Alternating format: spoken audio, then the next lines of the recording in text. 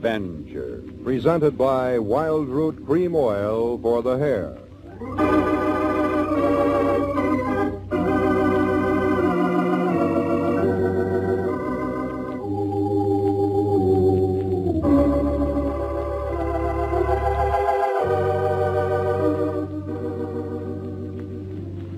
Over the minds of mortal men come many shadows.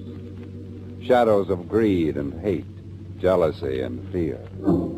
Darkness is the absence of light. So in the sudden shadows which fog the minds of men and women are to be found the strange impulses which urge them into the unknown. Dark Venture.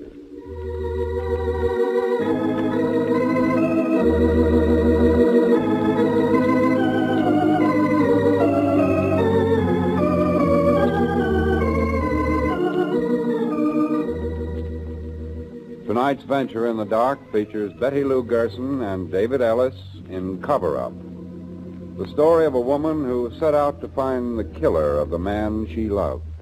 Dark Venture is brought to you by the Wild Root Company, makers of Wild Root Cream Oil for the hair. Again and again, the choice of men who put good grooming first.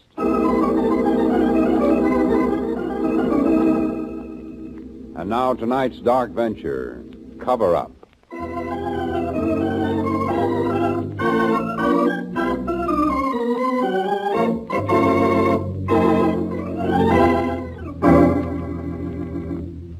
I will tell exactly what happened and the orders that have happened from the moment I arrived in Munich, February 2nd of this year. I went directly from the railroad station to a 3-story tenement that had been badly scarred by bombs. I found the name Hans Brunner under one of the doorbells.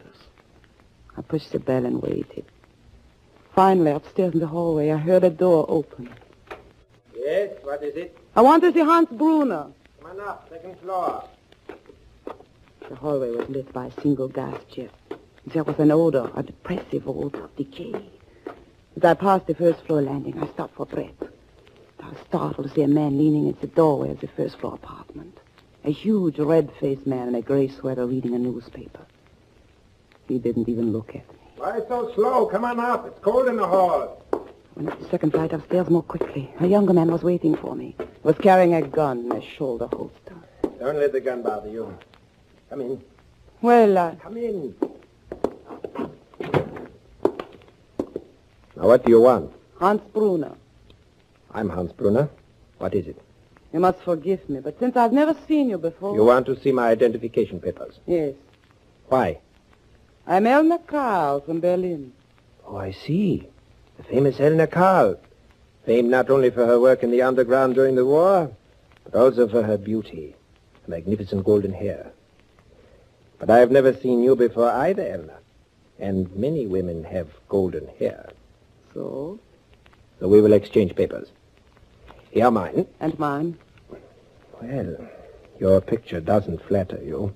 So you have located Erich Stromer. I know where he is.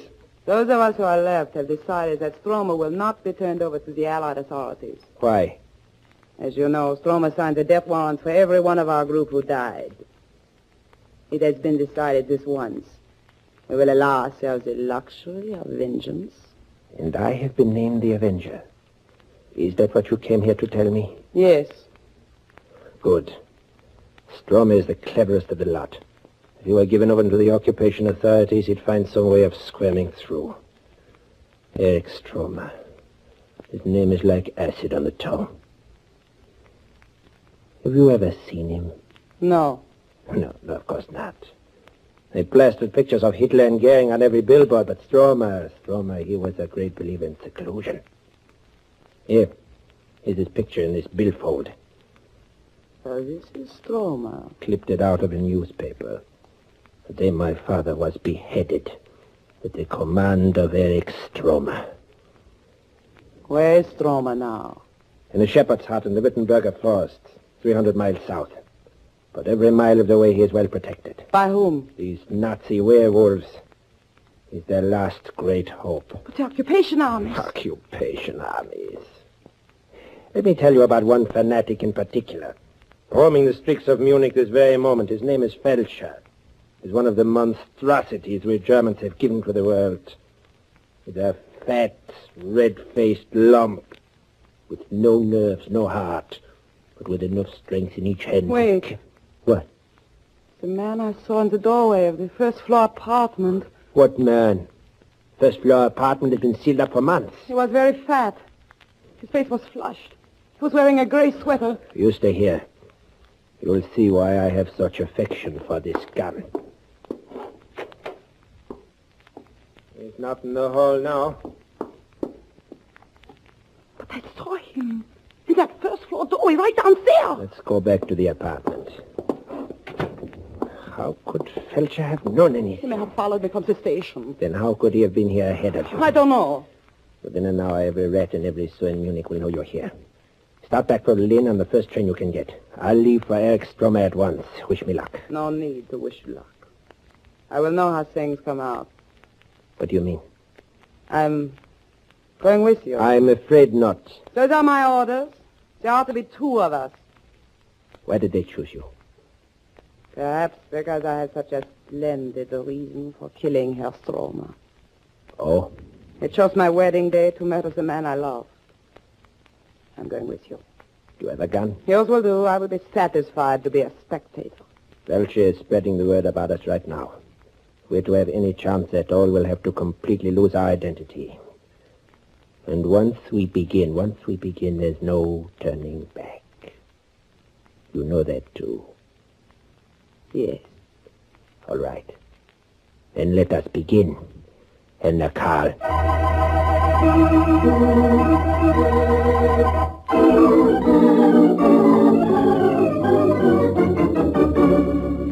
We purchased false identification papers and became Hilda and Ernst Schiller. Then we went to the public square where the black market operated in the open.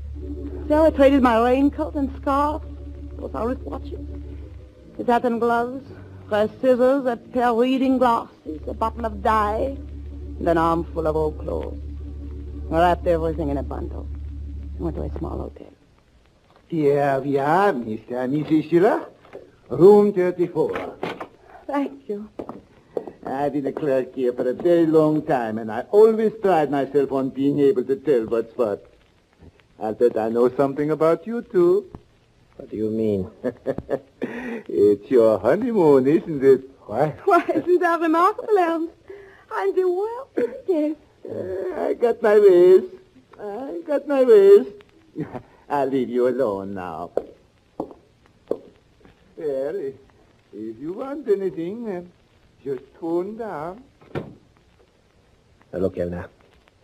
We can get a train out of here for the south at 5 o'clock tonight, so we can't waste any time. Put the bundle down. Sit here. What are you going to do? What are you doing with those scissors? You're not going to like it, Elna. What? When a man looks at you, the things he remembers clearest is this long golden hair. Well? Say goodbye to it. We've got to change our appearance completely. If only I... Yes. Nothing. Go ahead. Start cutting. You'd like to cry, wouldn't you? No. Poor Elna. You're thinking of how he used to look at your hair. How he used to kiss it. I'm thinking of Eric Stromer.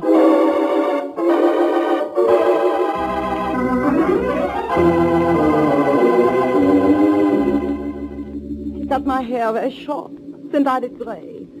While it dried, he shaved off his mustache, touched his own hair with gray. Then he went into the bathroom, changed clothes.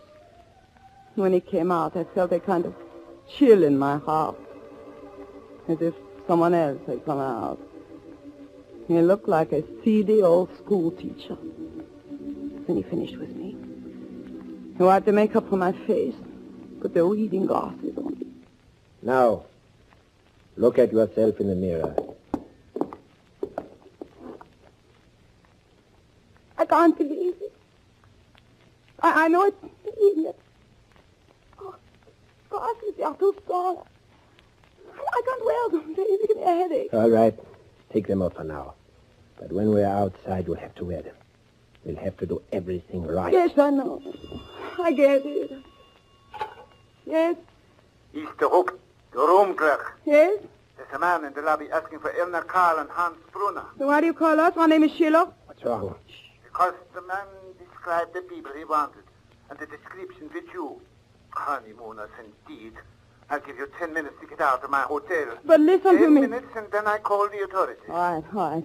Where's this man? He's waiting in the lobby. What does he look like? Now, what difference does that Listen to me. This man, he may belong to the werewolves.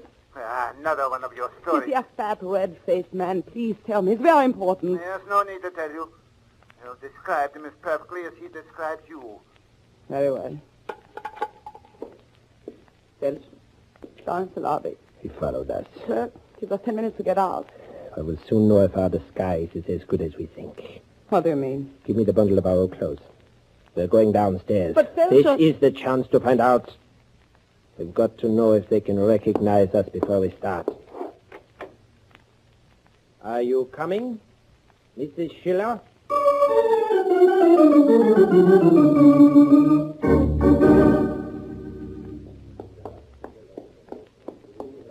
There's Felcher, sitting in a chair reading a newspaper. He's the one I saw in the hallway. He's looking up. He's seen us. Right. Keep walking toward the door. It's working. He's gone back to his paper. Now we can start for Eric Stomer.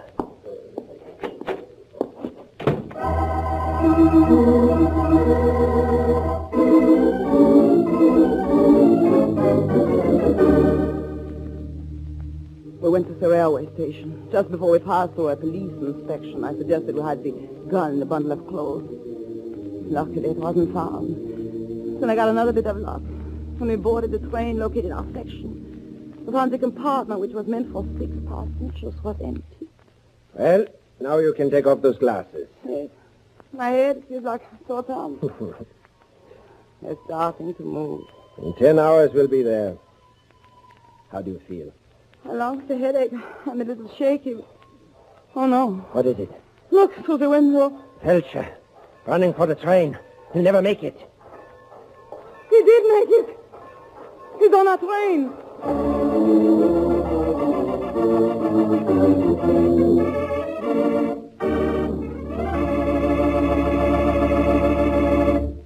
Starting out badly, Anna. With Felcher on board, we'll have to change our plans. We'll have to leave the train at the next stop. But we look so different. I'm certain he didn't recognize us in the We hotel. can't take the chance.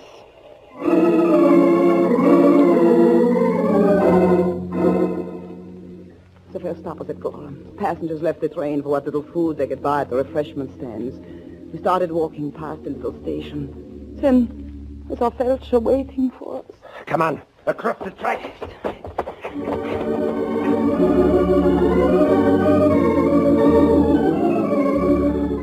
We ran down the tracks until I was ready to drop. When we looked back, the station was at least half a mile away. I sat down and rested. After a while, the train was on its way again. As we came by, we flung ourselves to the ground. Felcher hadn't followed us. Was he on the train? We waited till dark and started back to the station at Gorham. A freight train was being loaded by the light of bright red flares. We walked past the freight cars till we found one that was open. Look around. Anybody watching us? No, I don't think so. All right. This freight train's going south. It's as good as any. Here, you take the bundle. I'll boost you up. You all right? Yes. When's the last time you ate? This morning, breakfast, not much of that. Train won't be leaving for a while yet. We'll go to one of those refreshment stands in the station and get us some apples. I wish you wouldn't. We can't ride all night with nothing in our stomachs. I'll be all right. As soon as it was gone, I called us to fly into the freight car. All that happened that day began catching up with me. I caught myself yawning once I dozed off. I came out of it in time to hear someone approaching the car. Look, this car's open. What did that happen? These workers you get now, they don't care about anything. Come on, help me lock it. Lock it? I wanted to run to the door and pound on it. I wanted to scream to them to let me out. But I didn't dare. I didn't know what to do. Before I could make up my mind, the freight train began moving. Then I ran to the door. Let me out. Let me out. There's no one to hear me.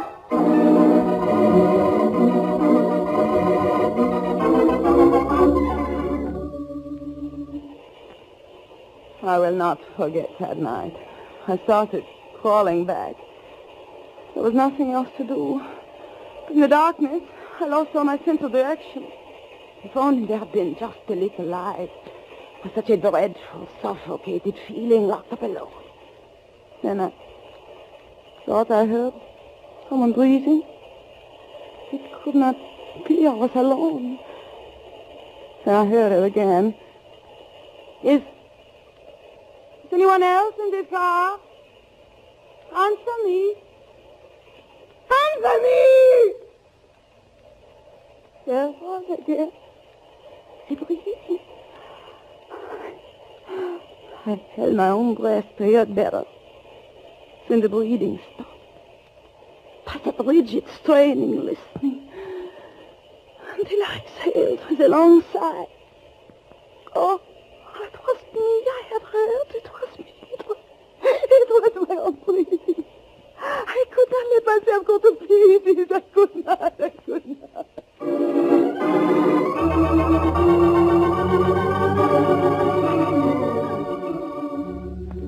Finally, out of sheer exhaustion, I must have fallen asleep.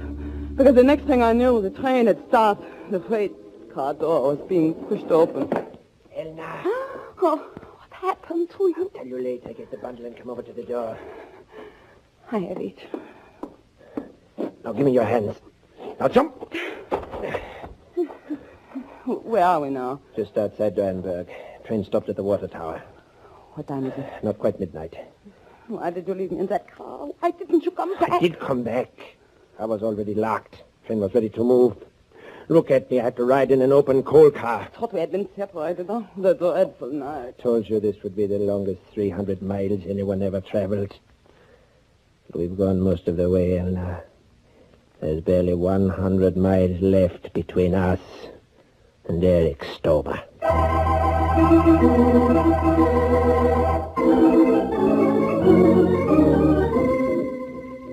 After I rested a while, we started for Durenberg. We found a bus station where a little group of people waited for a bus that was already 5 hours late. Finally, at 2:30 in the morning, the bus came, a battered old military bus that would leave us almost at the doorstep of the house we were planning to visit. It was dark in the bus, very crowded with passengers trying to sleep in the uncomfortable seats. We stood in the aisle for a time, fighting to keep our balance. No need to stand up. What? Yes, I'm talking to you, you and your friends. There are 2 seats over here. Let's go. Yes, I'm so tired. Thank you very much. We are coming. It's very kind of you to... Felcher? Anything? Plenty of room. You, miss, you can sit next to me. And you, sir, there's room for you right in the back. Yes, all right. Stick your bundle under the seat. That's right. I saw you standing up. I thought to myself, now, why shouldn't they be comfortable?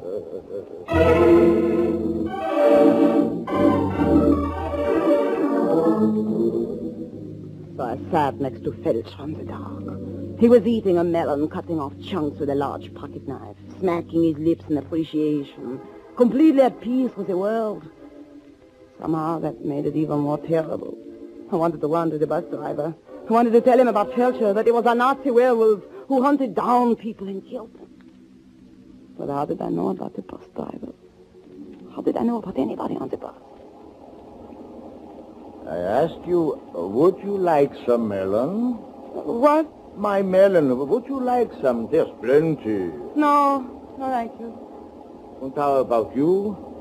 You, sir, it's very good, you know.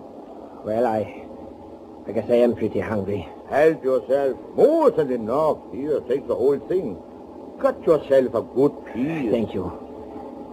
And where are you headed for, miss? Oh, didn't you know? I'm going to Wittenberg. Oh, yeah. I hear it's very pleasant this time of the year. Very healthful. I hope so. And have you come far Hans, you stabbed him. Shut up. Just sit there. So I sat there, like nothing had happened, feeling life leaving the body of the man beside me, feeling his blood seep down across my coat. And then he sagged suddenly against me, his head lolling on my shoulder. I felt myself getting ill. Hans, Yes, I can't sit here. I can't stand. you'll have to stand it. Someone will In see. this darkness, what will they see? He fell asleep. His head fell against your shoulder. Hans, Told you how it would be.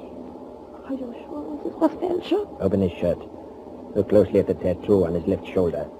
There's enough light for that. I can't. Here, I'll open it for you. There. Now look close so you can see. A swastika. The mark of those who belonged to the Gestapo in the old days. The mark of the werewolf. He was Erich Stromer's right hand. Erich Stromer. The man who killed your lover on your wedding day. Or have you forgotten? Now can you sit beside him? Yes.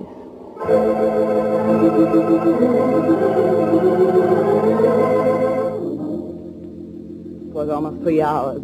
Felcher's body sagged against me. I was just about crazy by the time the bus stopped. The driver called. We were at Wittenberg. We were the only ones leaving. Hans cut his bundle from under the seat. I pushed Felcher's body against the window. And we started out of the bus. Every step of the way, I expected someone to stop us. But no one did. The bus pulled away, leaving us standing in the cold dawn. Half a mile from town. All right. How are you feeling? Fine. Been through a lot. It will be worth it. Let's go.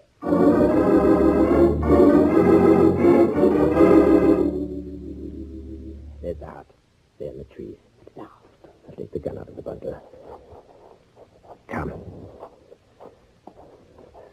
Great moment, Elna. Yes. Yourself. Anyone besides? He lives alone. Here's the door.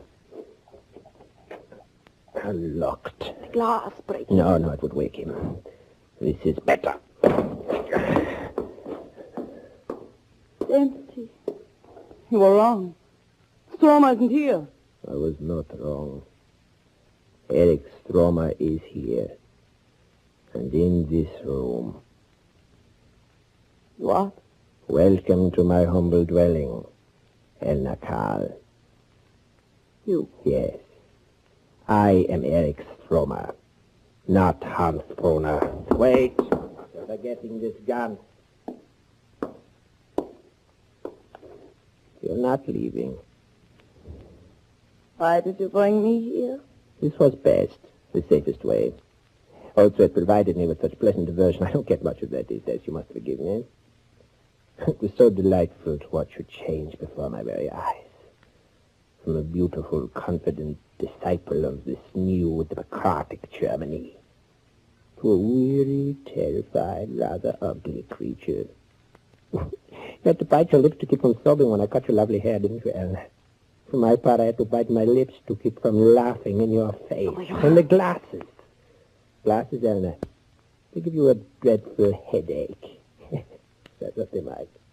And your hours in the freight car and Felcher's cold head resting on your shoulder. Felcher? Then he wasn't? Oh, yes. Felcher was a Nazi, all right. One of my trusted followers. How else do you think he was able to follow us? Why do you think he gave me the melon with his knife? When you told the hotel clerk about him, I fear you destroyed his usefulness. And what about me? I would like to spare you, Elna. Despite your rather tattered appearance, I think it would be pleasant. Unfortunately, it would also be extremely dangerous. And so you are going to kill me? Yes. Now, Elna. Now. Well, what's wrong? What did you do to this gun? What did you think I did, Erich Stromer? When you left your bundle in the freight car, I found the gun and I took the bullets out. You knew about me. Yes, I knew about you right from the beginning. I'll still kill you, Elna. No, I don't I'll think so. When still Felcher's body kill sagged you. against me, I found he had a gun. This Tonic, all the bullets I need. Elna, now listen to me. You listen to me. I have listened to you in these last moments of your life. No, Elna. Yes. I knew you were a scum. The moment I saw you in the doorway of Hans Bruner's apartment. You found out he discovered your hiding place here on this place, didn't you? You found out he'd been appointed to hunt you down and kill you. Yes, Elna, but you listen to couldn't me. take any chances, so you came to Munich to kill Hans Bruner before he could kill you. You had just finished killing him and ringing the bell. Hadn't you, Stromer? Elna. Hadn't you? Yes. And you would have killed me there in that apartment, too, if I showed the slightest signs I know you weren't Hans Bruner. Yes, Elna, that's all very true, but still you can't shoot me in cold blood. I like told this in you I had cold a very blood. good reason for killing you. That you murdered the man I loved. On the day we were to be married. But Elna, listen to me. That was long ago. That was Long ago, yesterday was to have been my wedding day. Yesterday.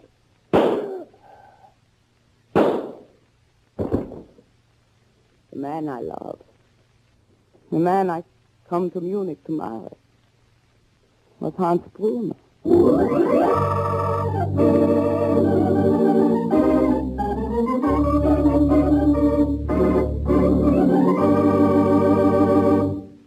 Tonight's Dark Venture was written by Larry Marcus and directed by Leonard Reed.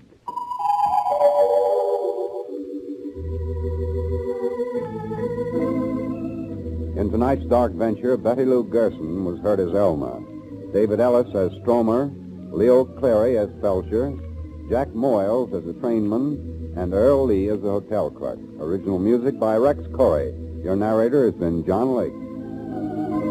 Until next Tuesday, remember, smart girls use Wild Root Cream Oil, too, for quick, good grooming and to relieve dryness between permanents. Mothers say it's great for training children's hair.